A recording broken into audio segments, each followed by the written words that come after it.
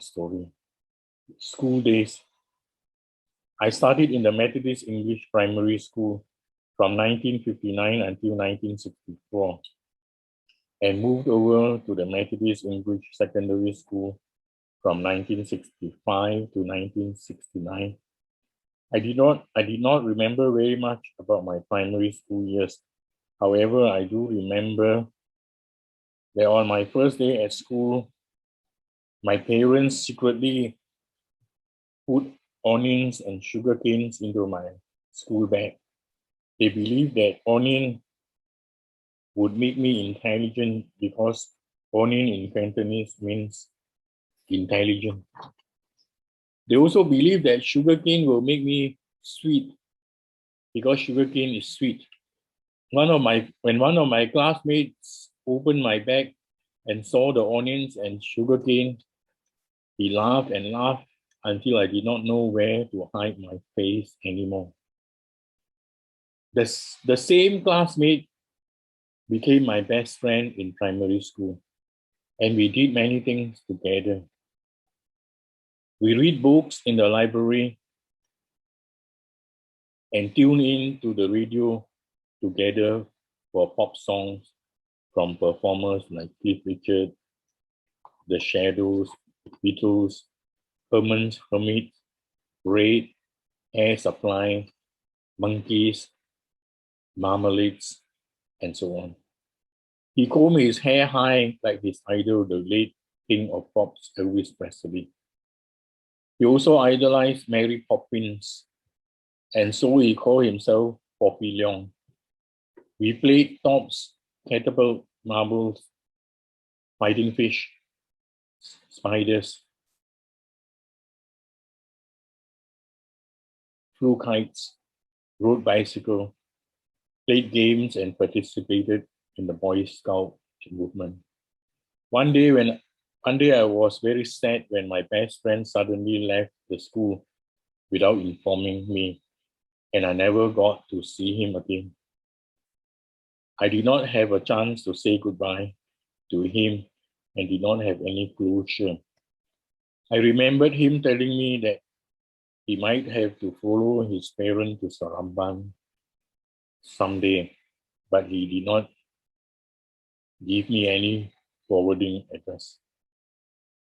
I lost touch with him until 2015, after a lapse of 48 years, when we were united again, thanks to Facebook, Google, WhatsApp, email, and the social media.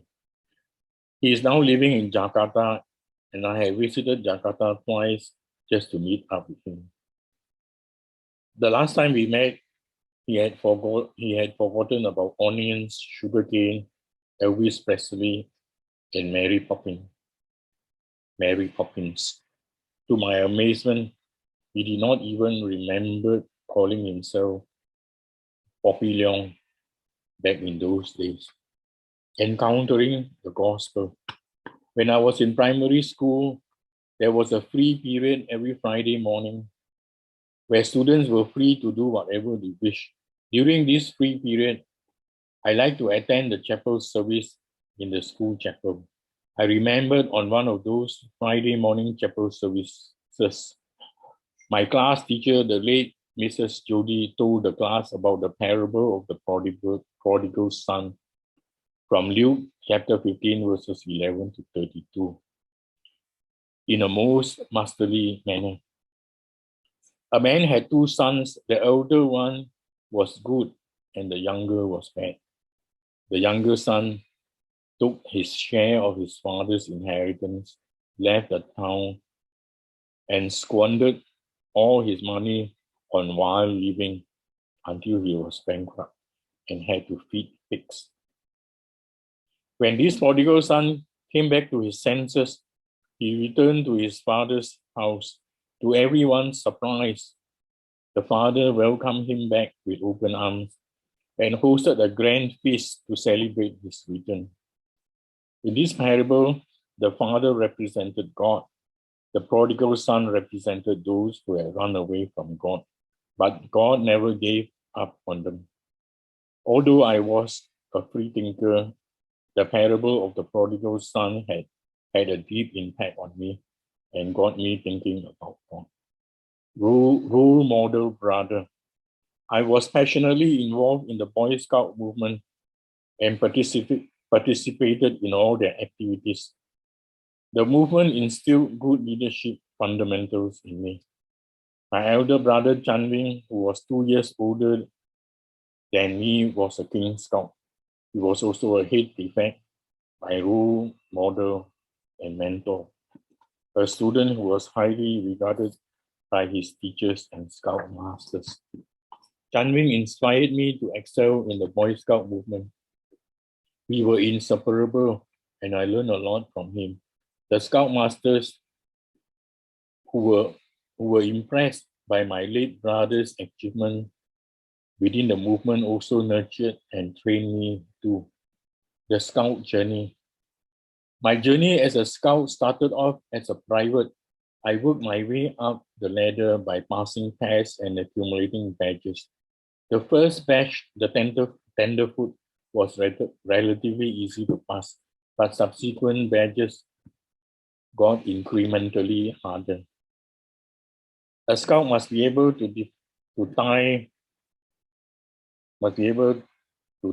different kinds of knots, identify trees, birds, and flowers. Our swimming, hiking, trekking, and jungle survival skills were also tested. The final hurdle is to get the King Scout badge. As for me, after a lot of hard work, as well as guidance from my Scoutmasters, I finally became a King Scout. I always look forward to Scout campfires, camping, and other activities. Camping was the highlight of my Scouting days. Our campsite was in Sungai Biu, named after a river with the same name. On arrival at the campsite, we would set up our tents. We had to dig a drain around the tent in case it rained. A single tent could accommodate up to 4 persons. There were many large, rounded rocks in the middle of the river emerging above the water. For dinner, the senior Scouts would boil rice and cook curry chicken with potatoes. They also fry mee and mee hoon, rice noodle and vermicelli, and so on under the supervision of our Scoutmasters. As I remember, the Boy Scout curry chicken rice was the most yummy, most delicious. I can still picture the spectacular scene, sitting on top of one of the large rocks while eating dinner and watching the beautiful scenery. The soothing sounds of the running river and the nearby waterfall encapsulated perfect peace. Dinner would be followed by the campfire, whereby we sing songs, strum guitars, play games, share testimonies, and so forth. It only takes a spark, and Kumbaya were among the favorite campfire songs back then. At night, we had to do sentry duties, taking turns to guard the campsite in case there were any intruders, namely wild boars, tigers, or other four-legged friends. Fortunately, we did not encounter any snakes, but leeches and mosquitoes were plentiful. On some nights, when we were lucky, we could see owls with their 2 eyes peering at us through the night. To stay awake, we drank thick black coffee all night long. We kept the campfire burning both for warmth and to keep mosquitoes and bugs away. Our Wellington boots adequately kept the leeches at bay while we patrolled the campsite carrying our torches on our rounds. The symphony of sounds of the jungle at night was unique and entertaining. The majestic night sky with the moon and the myriads of stars showcasing Almighty God's dynamic painting. Secondary school. I was not much of an athlete, and not particularly talented in sports. To compensate for this deficiency, I worked very hard academically. I was good in my studies, consistently finishing top of the class. This resulted me in regularly chosen by the teachers to be prefect, class monitor, and also selected for other prominent academic roles. In fact, I remembered almost every year I would be awarded book prizes and cash award, which made my parents happy and proud. In secondary school, I did a lot of things which I should not have done. I remembered going hitchhiking twice with another Boy Scout, once to Penang and another time to Malacca. This was to fulfill the requirement to attain the King Scout badge. I did not have much cash in my pocket. I also did not inform my parents because they would not have allowed it. I used to go swimming in the Simpang Ampat River with friends without informing my parents. On one occasion, I had leg cramps while swimming and almost drowned. I screamed for help and someone pulled me out of the water just in time before I went under. Looking back, it was God again who saved my life. As far as I could remember, this was the third time God saved my life up to that point. Pets and hobbies. I had pets too. They say the dog is a man's best friend. From my experience, this was very true. I had a dog called Bobby, a mongrel dog. I brought him home when he was just a puppy. He was a loyal, friendly, playful dog, and I liked him a lot. But as he was growing up, he needed a lot of attention and care. When I realized that I did not have the time to look after him properly, I gave Bobby away to a farmer. I blindfolded him and took him to the new owner's lorry, and Bobby was transported to his farm in another town. 2 weeks later, to my surprise, Bobby came back to me dirty, hungry, thirsty, and exhausted. I broke down in tears when I saw him. I was so heartless to send him away, but he faithfully came back to me. Ever since that day, I looked after Bobby until he died. I also had two monkeys, one a male and the other a female. The male one was called Abang, but I could not remember the name of the female monkey. Talking about exotic pets. I like reading novels of William Shakespeare, Robert Louis Stevenson, Mark Twain, Charles Dickens, Enid Blyton, and so on. One day after reading the book Robinson Crusoe, I built a tree house at the back of my father's shop house. Every night I would climb up into my tree house to read books. This was my secret hiding place. Other recollections. I remembered an incident where a Malay lady was swallowed alive by a crocodile when she was washing clothes and bathing in the Ulu Burnham River. Everyone in the town was shocked over this incident. Another heart-wrenching incident was that of a passenger whose head was severed when he popped his head out from the train as the train was passing through a bridge. The sides of the bridge was very close to the window of the train. After this incident, someone pretended to be a ghost and frightened the people living near the train station. Fortunately, the police caught him, arrested him, and charged him in court. Then there was the sad incident of May 13, 1969, when riots broke out in Kuala Lumpur and many people lost their lives. Thankfully, Tanjong Malim was peaceful and did not have any riot or civil disturbances. In 1969, when I was in Form 5, a fire broke out in Berang Station, a satellite town near Tanjong Malim. A whole row of shops in the town center was burned to the ground. I remembered accompanying one of my friends to his house after school. He was still in school uniform when he reached home to find his house completely destroyed. Fortunately, his family members were able to run out to safety in time before the fire engulfed their home. I used to cycle from Tanjong Malim to Kalumpang, from Tanjong Malim to Berang, Ulu, and Berang Station to visit my classmates who live there. We cycle in a group so that we could chit-chat all the way. When cycling from Berang Ulu and Berang Station to Tanjung Malim, we had to pass through a graveyard, which was near the main road. Whenever we passed through this graveyard, it was always late in the evening. I remembered us cycling really fast within the graveyard area for fear of devils coming after us. There was also the incident where an Indian scoutmaster in his 40s disappeared suddenly and was never seen again. Even his family members did not know what happened to him.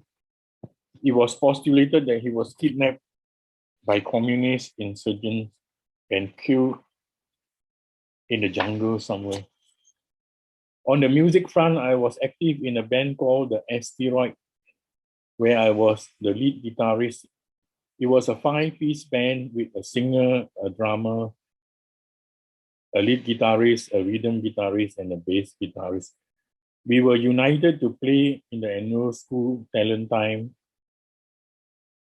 We were invited to play in the annual school talent time, weddings, and private functions.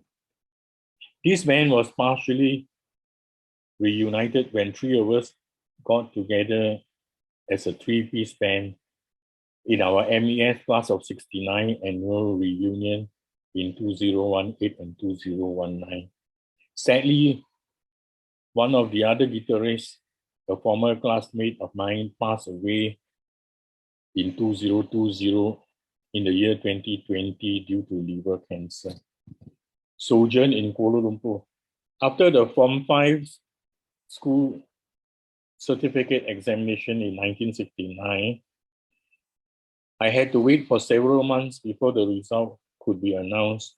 During this period, I went to Kuala Lumpur with a group of friends to work in a bakery in Budu Road, Kuala Lumpur. I remembered we were being exploited by the company. They paid us peanuts and made us work long hours. We started work at 8 a.m. and work until 10 p.m. after a breakfast, a lunch break, a dinner break, and 2 tea breaks thrown in between. Breakfast and tea breaks were always tea with bread and kaya, a kind of Chinese pastry. It was nice to eat bread that I baked through blood, sweat, and tears. After finishing work, we slept in the workers' quarters within the bakery complex. I made some good friends at the bakery. I remember this handsome boy who took a liking to a beautiful girl who lived in the neighborhood. The girl liked him too, but they had a wide chasm between them. The boy was uneducated and the girl was educated. The boy was poor and the girl was middle class. They were from diametrically opposite backgrounds. He dated her on Sundays, which was our weekly rest day. The last I heard was that it did not work out for them. After the bakery stint, the boy left Kuala Lumpur, broke off with the girl he loved, and became a drug addict. I was very sad to hear about this. The story continues. This was my first experience with working life, earning my own salary. It was the first time I left Tanjong Malim and the first time I lived in the big capital city of Malaysia called Kuala Lumpur. When the results were announced and I was told that I passed, I left the bakery job immediately and returned to Tanjong Malim. I left Tanjong Malim in 1969 to continue my Form 6 education in Teluk Intan, another town in Perak, 80 kilometers away. After leaving Tanjong Malim, I lost contact with almost all of my Methodist English school Tanjong Malim classmates, except for those who were selected to study in Teluk Intan. In 2015, through Facebook, Google, WhatsApp, email, and social media, we were able to reconnect and form the MES Class of 69 WhatsApp group. This culminated in the first grand reunion in Shah Alam Club in 2016, followed by 3 more annual reunions in 2017, 2018, and 2019. A smaller subgroup within the larger group also made several overseas trips to Perth, Jakarta, Medan, Lake Toba, and Vietnam. We also held yearly gatherings during Christmas, Chinese New Year, Hari Raya, Deepavali, and birthdays. However, our activities were curtailed in 2020 due to the COVID-19 pandemic. But we are looking forward to continue our activities once the haze lifts. Ode to Friends, HMSS Class of 70.